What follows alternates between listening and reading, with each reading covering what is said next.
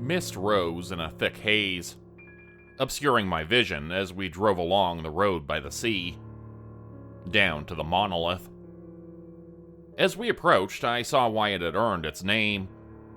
I could see it further down the coast, a solid, dark shape jutting out from the side of the rocky cliffside. Time had eroded the concrete foundations, but it had not destroyed the great fortress that stood vigilant on the coastline. What had once been called Cordington Citadel now sat abandoned in this forsaken part of the coastline. Years ago, back when World War II had been in full swing, Cordington, or the Monolith, as its denizens called it, was quite a busy little outpost, monitoring friendly seas for German U-boats and launching British submarines. At the time, people had joked that a sailor could have seen its bulky concrete tower all the way from Denmark. And indeed, it was quite inconspicuous. That was part of the point, though. Half of the purpose of the Monolith was to launch submarines, but the other half was to see sailors safely home. There was even a lighthouse on the cliffs above the installation that was part of the property and, as far as I could tell, was still operational. After the war, though, there was no purpose for the old fort. Over time, the Monolith was decommissioned, and ultimately abandoned. The government still owns the property, but there's really nothing they seem to be doing with it. Occasionally, it will be rented out for a movie shoot. The abandoned base has featured in a few small-time films, usually for interior locations, and it really does have quite an impressive little resume. The interior itself is really a beautiful sight to see, even if it is a tad run down, and that was part of why we were there, to try and document that interior before time took it all away from us. My name is James Davidson, and I want to be one of the greats, like Stanley Kubrick or Steven Spielberg. I love the atmosphere of some older movies, and I want to recreate that in my own films. That was what drew me to the Monolith. From what I knew, it was the perfect setting for the latest film I had in mind. I didn't have much of a budget or any big-name actors, but I was sure that I could work with what I did have, so long as I used it all effectively, and I figured the Monolith would be a big part of that. That was why I was there that day. I just wanted to scout out the location and see if it would actually suit my needs. In the car beside me was Darren Lay, a close friend of mine who I'd worked with before, and was more than happy to work with again. Darren was a decent cameraman, and he knew how to handle the equipment well enough. Besides, it was nice to at least have someone to talk to on my lonely excursion. "Hell of a morning," I remember him saying. He was looking out over the North Sea to our left as we drove. The mist didn't let him see far, yet there was something beautiful and ethereal about its presence. "We should get some shots of that. It's a damn pretty sight if there's ever been one." I glanced over at the mist. Darren was right. It was a pretty sight to see. It would have been a crime not to immortalize it. The mist ahead of us swirled around the gray, rectangular building ahead of us. Despite the stories of the height of the Monolith, I found that it was far wider than it was tall. It looked almost like an old castle, sitting on the edge of the sea, and the approach was like something out of a dream. As we got closer, I could see the chain-link fence that stopped us from getting closer, and my car slowed to a stop. Technically, we had no right to actually be there. The gate was closed, but that really didn't bother me much. I knew I wouldn't be the first person to have snuck into the Monolith, and I wasn't going to be the last either. I pulled off onto the side of the road to park. I got out of the car, and Darren did the same. He headed around the trunk to get his equipment. Mostly just a few cameras for some test shots. We could discuss getting a legitimate permit to film in the Monolith when we actually went there to film. This was just to ensure that we weren't wasting our time with the place. "You got the wire cutters?" I asked. I lit a cigarette as I looked out over the sea. I already had a good vibe about this place. It gave the exact atmosphere that I wanted for my movie. I was still finishing the script, but it was meant to be a grim wartime character study about a technician on a base during World War II. If I got it right, it could be a masterpiece, on par with great films like Joker and Citizen Kane. Perhaps it might even bring me to the level of fame I'd only dreamed of before. "I got him here," Darren said, and brushed past me. He cut the fence near where it met the cliff. Nothing that would be immediately noticeable. Just enough to let us push through to get inside. The monolith stood before us, unguarded and free to explore. I could only barely contain my excitement as I started towards the old building. An abandoned road, overgrown with a few resilient weeds, led towards the entrance of the base. The windows were boarded up with plywood, and the concrete exterior was cracked and worn. We found a way inside and were greeted with an old, musty smell. The base was in worse shape than I had anticipated. There had been little to no upkeep of it in the past 70 to 80 years, and it showed. I could hear the steady dripping of water somewhere far in the distance, and there was no light other than the light from mine and Darren's phones. "This is it?" he asked, and he sounded disheartened.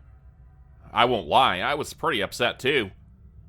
This place seemed so dead. I'll confess, I had imagined something far more grand and photogenic. Instead, this building felt like a waterlogged carcass. But we had come all this way. To give up at the first sight would be a mistake. "We'll see what the rest of the base looks like," I said. "Let's go." With that, I descended into the darkness, unaware of what was waiting. Much of the layout of the monument was devoted to the submarine bays. There were 12 of them in total, spanning the length of the base. Near the rear, built into the cliff wall, were what I assumed to have once been barracks and offices, although it was hard to tell. Any furniture had long since been cleared away, leaving nothing behind but cracked concrete. I saw a few small areas that might do for filming if they were dressed up a bit, but they probably would have required more time, effort, and budget than I had to spare. Darren took his photographs, but it was already a foregone conclusion that the interior of the monolith had little to offer. We'd wasted our time, even if neither of us wanted to admit it yet. That's not to say that the monolith was not interesting. Far from it. The old base had an allure to it that was hard to accurately describe. It was rather fascinating to explore the place that was almost forgotten to time. "Hey, James, take a look at this." I was standing in one of the sub-bays when Darren called out to me. "Looks like they left something behind." I went over, wondering just what it was that he'd seen. He had wandered off into a side room, and I was a little surprised to see a spiraling stairwell in an alcove against the wall. The metal was old and rusted. Climbing it may have been a mistake, but it led upwards to some unseen part of the base, and Darren was already halfway up. "You sure that's safe?" I asked, but he didn't reply. He just vanished up the stairs. "Darren?" I called. Still no reply, but I could hear his footsteps. I sucked in a deep breath and swore quietly before I started up the rusty staircase. The ancient metal groaned under my weight as I followed Darren up. The rusted stairway led up quite a ways, but I could hear Darren just above me. I could feel powdered rust shaking off the old stairs above me and into my hair before I reached the top. "Look at this," I heard him say.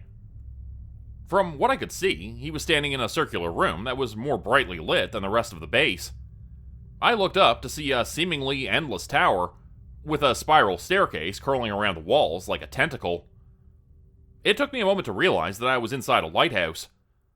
No, the lighthouse. It must have gone deep into the earth, so it could be accessed easily through the monolith. "Does it go all the way up?" I asked. "Only one way to find out," Darren said as he began to ascend the stairs. This time, I didn't wait behind him. The stairs here were much newer. They didn't creak and groan beneath our weight as much. Clearly, the government had ensured that this lighthouse was operational, and I suppose that made sense. It couldn't hurt to have one more beacon out at sea. Darren and I climbed the lighthouse tower in silence. It was one hell of a climb, but Darren wanted to investigate, and I was admittedly curious as to what was at the top myself. At the top of the lighthouse, we could see most of the monolith far below us in the mist. The sea stretched out into the infinite void of white mist, and we were denied a view of its true majesty. But there was still something breathtaking about the sights that we did see. Darren's camera clicked as he snapped a photograph. "This is gorgeous," he said under his breath. "We can get some outstanding shots from up here." I just nodded silently in response. The shining beacon spun slowly behind us, sending its light far away. My eyes studied the sea, before I looked down to the monolith below us. Just outside the installation, I saw small shapes moving amongst the mist, and I squinted to try and get a better look at them. "Darren? I don't think we're alone." Darren paused and looked down. It took him a minute to see what I saw. "Shit. You think someone saw us come in?" "It's possible," I replied. "We should go. We'll get back to the car and get the hell out of here." Darren frowned. He didn't like the idea, but he couldn't disagree. Hiding in the Lighthouse tower would have effectively cornered us, and neither of us wanted that. I started back down the stairs again, taking them almost two at a time, and I could hear Darren behind me. We reached the landing where the lighthouse began. There was a closed door that I assumed led outside, and I almost considered taking it. To do so would have meant we'd find ourselves at the top of the cliff with no clear way down. We needed to go out the way we'd come in, through the rusted staircase. I saw it through a doorway that Darren had forced open when he'd come in first. It was rusted to shit, so he'd probably broken it easily. With my friend behind me, I started for those rusty stairs, but I didn't linger on them. I hurried down, not thinking about whether the stairs could handle my speed. I could hear Darren coming down behind me, and the metal groaned in protest. I shouldn't have been surprised when it gave out, but I still was. As we were nearing the final few steps, Darren gave a sudden cry, before a section of the spiral stairs snapped beneath him.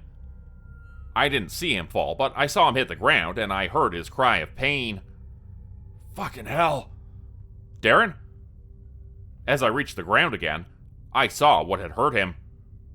A section of the broken metal had left a jagged tear in his calf. Blood soaked through his jeans, and Darren clutched his leg, gritting his teeth to stop himself from screaming. The sight of all that blood turned my stomach, and as the panic set in, it became harder to think clearly. We needed to go. "Shit, Darren, can you stand?" He just growled at me, and I took its meaning to be that he couldn't exactly get up on his own. I rushed over to him, offering him a hand to pull him to his feet. "Come on, man, come on." Darren did what he could to pick himself up, and he cried out in pain as he did. He almost collapsed outright before he steadied himself. His wounded leg wobbled under his weight as he leaned against the wall for support. "Fuck. Jesus fucking Christ, James. Hold still. Let me see how bad it is." I leaned down, looking at the bleeding gash in Darren's leg. I wasn't a doctor. I had no idea how to diagnose any of this, but it looked bad. "We gotta get you to a doctor," I finally said. "No shit, James." The last thing I needed was his attitude at that moment, but I tried to ignore it. "Let's get you back to the car." "The car? You want me to walk back to the car?" Darren asked. He laughed loudly and humorlessly. "You want to get arrested?" "I'm fucking bleeding, you idiot. We're not sneaking past whoever's in here. Be a man and bite the bloody bullet. Call for help." Somewhere deeper in the base, I heard movement and spun around. With all the noise we were making, of course, we'd already been found. I glanced at Darren before deciding that there wasn't much of a choice. He was right. Sneaking to the car wasn't an option. "Over here," I called.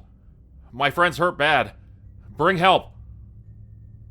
The movement in the darkened halls grew closer, and I saw a man enter the room. "Thank God. Do you have a phone? Should we call an ambulance?" I asked. The man didn't reply. He stood in the doorway, staring at us before he began to approach. As he drew nearer, though, something seemed off. His gait was slow and sluggish. He walked like a drunkard, dragging his feet and staggering toward us. I could hear water dripping onto the concrete floor, as if this newcomer had just crawled out of the sea.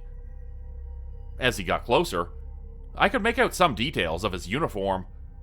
It was dark blue with a white belt. His clothes were soaking wet and dripping onto the floor. I could see a white undershirt clinging to his chest as he drew nearer. His skin seemed so pale that it seemed to glow in the dim light. His eyes looked sunken in and hollow. Staring at him filled me with a quiet, creeping dread, and I found myself recoiling from him. "Sir?" I asked. Still no response. I could see two similarly dressed men entering the room behind him. Like him, they moved with a shuffling gait, and water dripped from their drenched uniforms. "James?" Darren asked. "What the fuck is wrong with them?" I had no answer. I didn't know what I was looking at, but I knew that it scared the piss out of me. I recognized those uniforms from my research on my screenplay. They were naval. Not just naval. They were old. They looked like World War II era uniforms. Not what you'd see on a few security guards or, God forbid, the police. "James?" Darren asked again. They were so close to us now, and getting closer with every passing second. I finally found my voice again. "Run!" I grabbed Darren by the wrist, not caring if he could actually run or not. "Wait," he called. "The camera!" He tried to pull away from me and reach for the camera. With everything that had happened, I hadn't noticed that he dropped it when he'd fallen through the stairs.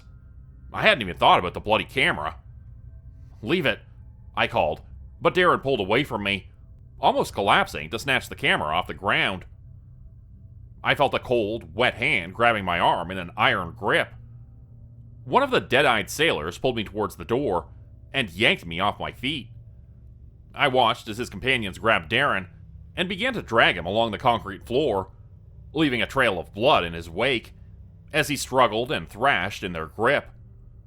"Let me go! Goddamn bastards, let me the fuck go!" I tried to brace myself against the concrete and pull myself free, but the sailor who had a grip on me would not relent. Without a word from our captors, Darren and I were dragged away through the abandoned Monolith, and out through the way we'd come in. Around us, I saw other dead-eyed figures. Most were sailors, some dressed in other outfits. I spotted a couple of figures in more modern attire. All of them were pale and dripping wet. All of them looked dead. "What the fuck? What the fuck?" I heard Darren yell. His voice quaked with fear. He didn't know what was going on any more than I did. And truth be told, I didn't want to fucking know. As we were dragged out of the Monolith, I saw even more of the dead men around us. They stood nearby, mindless guardians of this place, and they stared upwards towards the top of the cliff. My eyes shifted upwards, looking at the lighthouse we had just been inside of. The light from its beacon cut through the mist and stretched far out over the sea. And as I looked up at it, I realized that even abandoning the Monolith still served its purpose. At one point, half of that purpose had been to launch submarines, but the other half was to see sailors safely home. Looking at the dead men around me, I realized that these were the sailors who had been claimed by the sea. Home at last. "Let go! Let go!" Darren screamed, and his cries brought me back to reality. I looked ahead of us, to where the dead sailors were trying to drag us. I could hear the waves crashing against the rocks, and a spike of panic rose in my chest. They were bringing us to the sea, and if they didn't stop, they'd drag us to the watery depths they'd come from, and then we, like them, would be of the sea. Dead things bound to this place by whatever unnatural thing had risen them from their graves. No, I didn't want to die. Not like this. With all of my strength, I struggled and fought.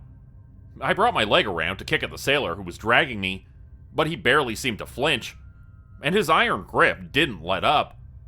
No! My frantic screams didn't register with me at first, But when they did, they actually unnerved me. My eyes were wide open as I struggled against the grip of the sailor dragging me to my death. I wish we'd never heard of the Monolith. I wish we'd never come to this wretched place. We were so close to the rocks now, and I braced my feet against them, trying to hold some sort of ground and stop myself from being dragged into oblivion. The sailor pulling me paused, only for a moment, and I saw an opening. I kicked at his knee suddenly, and I felt it snap and bend in half. He didn't make a sound. His grip didn't even let up, but he did fall. I moved to stand over him and twisted his arm back behind him until I heard the bone snap. His grip on me loosened, and I felt a sudden spike of joy. I was free. James! I looked over at Darren, and as I did, I saw other dead-eyed sailors looking at me. I saw their bodies moving toward me. If I ran for Darren, they would have gotten me.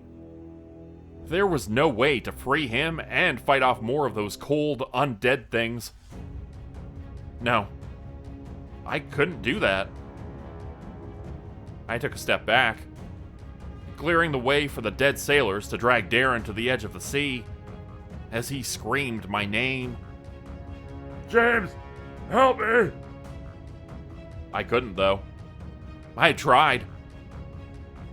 We'd both have ended up dead. Even if I'd succeeded, that wound in his leg was too serious. He'd have no way to run. And even if he'd made it to my car, he'd have bled out before we got him to safety. No. No. Darren was dead the moment he'd fallen. My camera was clutched in his hand, and I almost went in to grab it. Almost. What few photographs we'd taken were not worth my life, though. I would not be returning to the Monolith. That much was for sure. And I left it behind, along with Darren, as I turned to run. James! I heard him scream after me, but I didn't look back. James! James! Help me! Jesus Christ, James! James! I ran as fast as my legs could carry me, sprinting past sluggish, dead things, and towards the hole we cut in the fence. I didn't stop until I was inside my car, and speeding off down the road we'd come down. In my rearview mirror, I saw the shapes of what were once men, trying to pursue me, but I was free of them. Soon they vanished into the mist, along with Darren's final cries. I will not return to the Monolith. I have seen all that I needed to see of that place, and I know that no good can come out of being there. I know that among the dead things that may arise from the sea as the mist overtakes the old fortress, there is a figure with the face of a friend. Perhaps Darren is dead and gone for good. Perhaps his corpse doesn't rise with the others. But I'm happy never knowing for sure. Too many nights I've woken up in a cold sweat from a dream of Darren wrapping his cold, dead hands around my throat, dragging me from my bed. And some nights, I swear, I hear the steady drip of water onto my bedroom floor. Become a channel member today for early access, bonus videos, and special emojis only available to members. Check out the description below or click the join button for more info. If you'd like another way to help support the channel, please consider joining my Patreon page at patreon.com/JordanGroupeHorror. As a patron, you'll get access to bonus videos and content. You'll be credited at the end of every video going forward, and if you decide to stay for 3 months, I'll name a character after you which will be featured in a Hollow's End story. Links to join the Patreon are in the description. Thanks everyone for listening. Please like, subscribe, and comment to help the channel continue to grow. And see you again next time at 4 p.m. Eastern Standard Time. Hope you have a great night.